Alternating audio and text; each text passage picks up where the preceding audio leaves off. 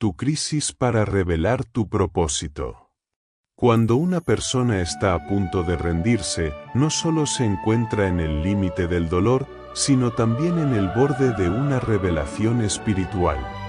Las crisis no son interrupciones en el plan de Dios, son parte del proceso que transforma la vida desde dentro.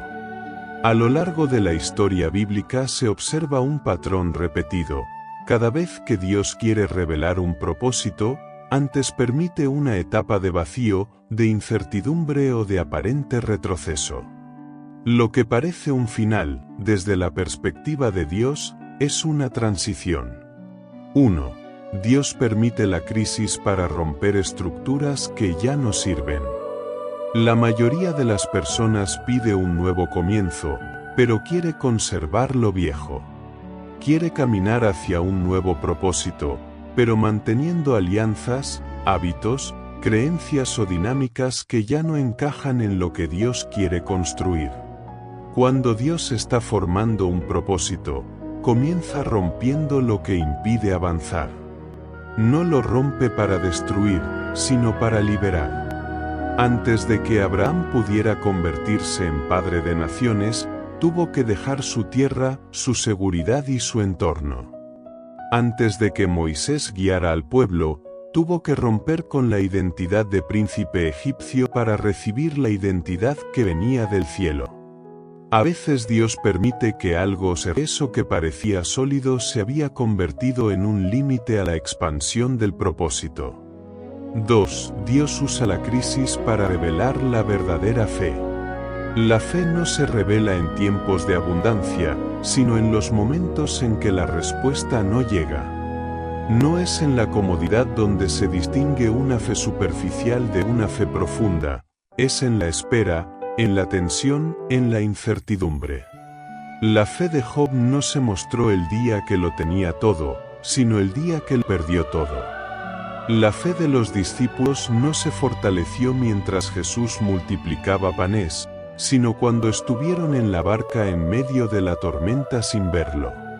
La crisis revela que parte de la fe estaba apoyada en Dios, y que parte estaba apoyada en circunstancias favorables. Cuando la crisis llega, Dios no está probando para condenar, está revelando para fortalecer. Una fe probada se convierte en una fe estable. Una fe estable se transforma en una fe que abre caminos. 3. Dios usa la crisis para cortar dependencias equivocadas. Hay dependencias emocionales, económicas o espirituales que anclan la vida a lugares que no permiten avanzar.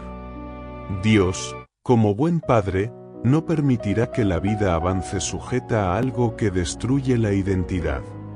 Israel tuvo que perder Egipto para ganar libertad. Pedro tuvo que perder su red de pesca para convertirse en pescador de hombres. Pablo tuvo que perder su reputación como fariseo para entrar en su llamado apostólico. La crisis es el bisturí con el que Dios corta lo que no es parte del propósito. Duele, incomoda y confunde, pero libera. 4. Dios transforma la crisis en entrenamiento. Los grandes llamados bíblicos no surgieron en palacios, sino en desiertos. No se forjaron en comodidad, sino en resistencia espiritual. David no desarrolló valentía frente a Goliat. Esa valentía nació antes, en noches solitarias cuidando ovejas, enfrentando leones y osos cuando nadie lo veía. Ese entrenamiento silencioso fue preparación para una asignación pública. La crisis entrena la paciencia, refuerza la identidad, define valores y activa una fuerza interior que no aparece en tiempos de calma. La crisis no es castigo, es entrenamiento para una etapa mayor. 5. Dios revela propósito en momentos donde nada tiene sentido. Dios habla más claro en el silencio que en el ruido. Habla más fuerte en la soledad que en la multitud. Cuando Elías huyó al desierto y pensó que todo había terminado, Dios no se manifestó en el viento, ni en el fuego, ni en el terremoto. Se manifestó en un susurro. Ese susurro definió la siguiente etapa de su vida y lo envió de nuevo a la misión con claridad renovada. Cuando una persona está por rendirse, lo que siente como abandono es, en realidad, un espacio donde la voz de Dios toma protagonismo. Dios no se queda callado en la crisis, solo cambia la forma de hablar. 6. Dios convierte la crisis en plataforma para la transformación. Después de la lucha de Jacob con el ángel, todo en su vida cambió: su nombre, su identidad, su manera de caminar. La crisis no fue su final, fue su transformación. José experimentó traiciones, injusticias y cárceles, pero todo ese proceso lo llevó al palacio. Lo que parecía destrucción era formación. Lo que parecía derrota era preparación. La crisis es el escenario donde Dios forma carácter, limpia motivaciones y prepara terreno para algo más profundo.